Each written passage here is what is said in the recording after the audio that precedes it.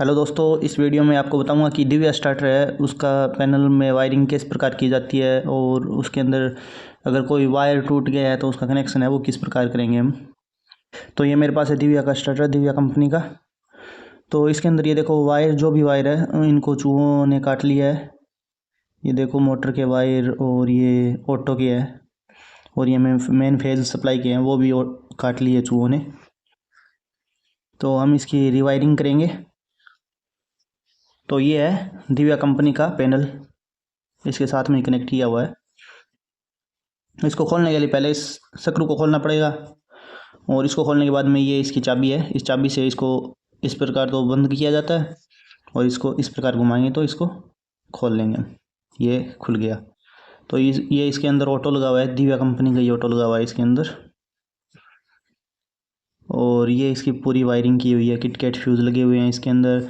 और ये नीचे दे रखा है ना red green blue, red green blue, ये मोटर के वायर लगाने के लिए यहाँ पे। और ये एम्पियर मीटर, वोल्ट मीटर, और बीच में ये ऊपर की साइड में इंडिकेटर दे रखे हैं। ये इसकी कंप्लीट वायरिंग की हुई है, स्विच सॉकेट सब कुछ दिया हुआ है इसके अंदर, होल्डर आल्डर सब लगा रखा है। तो इसके अंदर मेन तो चूहों ने काटा है जो मोटर के वायर लगते हैं वो वायर और ऑटो के। तो ये इंडिकेटर है जो फ्यूज जो फेज की उपस्थिति दर्शाते हैं, और ये एम्पियर मीटर लोड को दर्शाता है, 100 एम्पियर तक दर्शाता है ये। और ये वोल्ट मीटर है, 0 से लेकर के 500 वोल्टेज तक दर्शाता है। और ये इसका मैनुअल स्विच है जिसके द्वारा हम तीनों फेज़ों के बीच की जो वोल्टेज है वो मेजरमेंट कर सकते हैं। ये ऑफ कंडीशन में है। ये रेड येलो के अंदर RY पे सेट करेंगे तो रेड येलो, और नीचे दे रखा है उसके अंदर फिर 2 फेज़ों के बीच में, फिर 2 फेज़ों के बीच में, इस प्रकार ये तीनों फेज़ों के बीच की वोल्टेज है वो मेजरमेंट करता है। ऑफ के अंदर बंद हो जाता है। ये स्टार्ट करने का बटन है और ये बंद करने का बटन है, स्टॉप करने का। ये ऑटो का स्विच है जो ऑटो और मैनुअल दोनों पे काम करता है, बीच में बंद होता है। ये होल्डर लगा रखा है यहाँ पे। और ये नीचे स्विच सॉकेट लगा रखे हैं। ये एक बटन तो इस सॉकेट का है, एक स्विच सॉकेट का है, और एक स्विच है वो इस होल्डर का है। इससे ये सॉकेट काम करेगा सॉकेट के पास वाले से, और उसके पास वाले से होल्डर बंद चालू होगा। तो ये इसके अंदर बीच में ये फेज सप्लाई और साइड में ये 3 वायर है ग्रीन कलर के, ये मोटर के लगेंगे यहाँ पे। और बीच वाले में फेज सप्लाई, और ये जो है ये रिले है जो 0 एम्पियर से लेकर के 40 एम्पियर तक काम करती है रिले। और ये है टाइमर, टाइमर स्विच है इसके अंदर ये।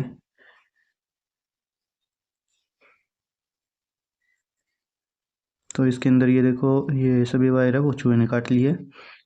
यहाँ पे मोटर के वायर लगेंगे इस साइड में और इस साइड में, दोनों साइड में ग्रीन ग्रीन कलर के वायर है। यहाँ पे मोटर के वायर लगेंगे। आप इसके अंदर डायरेक्ट भी लगा सकते हैं, पैनल के अंदर लगाने की कोई ज़रूरत नहीं है, स्टार्टर के अंदर डायरेक्ट लगा सकते हैं। तो ये ऊपर का बॉक्स है। तो अब हम रीवायरिंग करेंगे। यहाँ पे मोटर के वायर लगते हैं, ये दे रखे हैं ना 3, रेड येलो ब्लू, फिर रेड येलो ब्लू।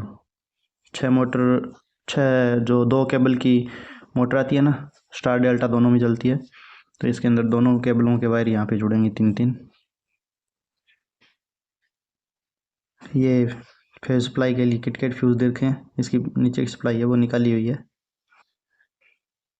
और ये ऊपर सीटी दे रखी है।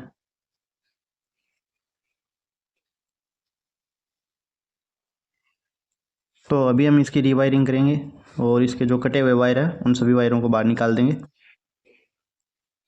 तो ये देखो पहले हम इन्हीं वायरों से स्टार्ट करते हैं। तो इन वायरों को निकालने के लिए पहले हमें इसको खोलना पड़ेगा पीछे की साइड से। और ये देखो ऑटो के वायर भी कटे हुए हैं, ये भी दोबारा डालने पड़ेंगे। तो इसको मैंने खोल लिया।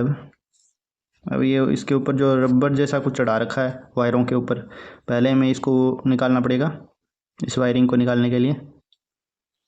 ये दे रखा है ना वाइट कलर का पेपर, इस पेपर को हटाएंगे पहले, फिर ये वायर निकलेंगे। तो मैं पहले इस पेपर को हटा लेता हूँ। मैंने सभी पूरी तरह पेपर को हटा लिया है। तो ये वायर है वो सभी अलग अलग हो गए।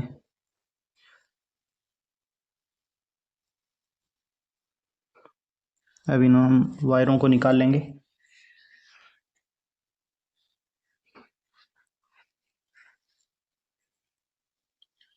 इन स्क्रूओं को, नट बोल्टों को खोल करके इन वायरों को चेंज कर देंगे। सभी वायरों को निकाल लेंगे, दोबारा चेंज करेंगे इन वायरों को।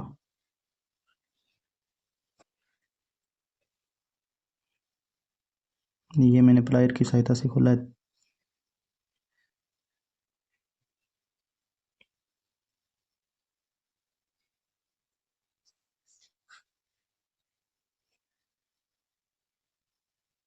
तो ये मैंने वापस दूसरा वायर बदल के लगा दिया है यहाँ पे इसका।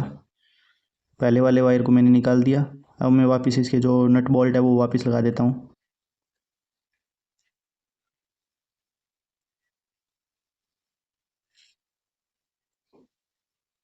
ये मैंने वापस लगा दिए और स्पैनर सेट की सहायता से मैंने इसको फिर से टाइट कर दिया ताकि हमारे कनेक्शन है वो लूज ना रहे, स्पार्किंग ना करे वायर। तो इसके लिए मैं इसे स्पैनर सेट की सहायता से कस रहा हूँ।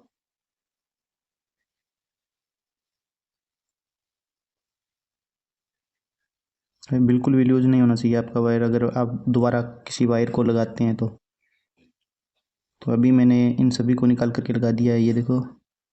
अब दूसरी साइड के वायर है, ये वायर तो हमने चेंज कर दिए और इसके ऊपर हमने ये जो ऑटो के वायर है, अब ऑटो के वायर लगाएंगे। ये जो ऑटो के वायर जहाँ से कटे हुए हैं उस वायर को वहाँ पे लगा देंगे। अगर कोई वायर है जो थोड़ा सा इनेमल उतरा हुआ है उसके हम टेप लगा देंगे।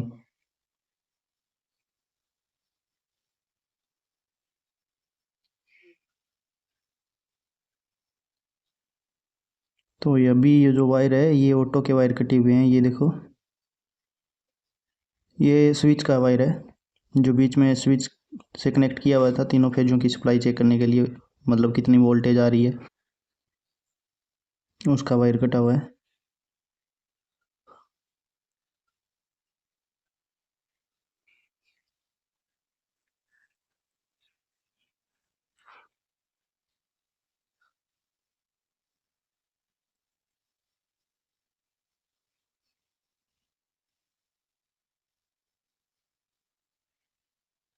ये ऑटो के स्विच के वायर है।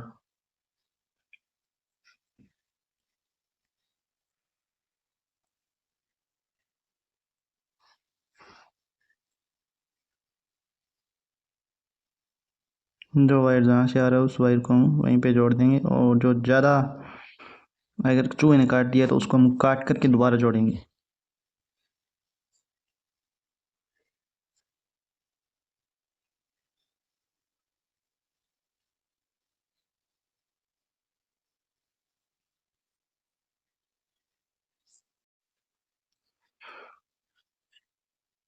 तो अभी मैं इस वायर को जोड़ रहा हूँ,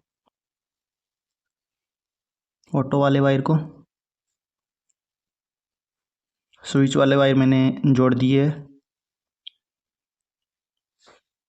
तो इस तरह आपको जो वायर जहाँ से कटा हुआ था उस वायर को वहीं पे लगाना है या फिर जो मोटर के वायर है वो वहीं पे लगाने हैं। उनको स्टार्टर के अंदर भी लगा सकते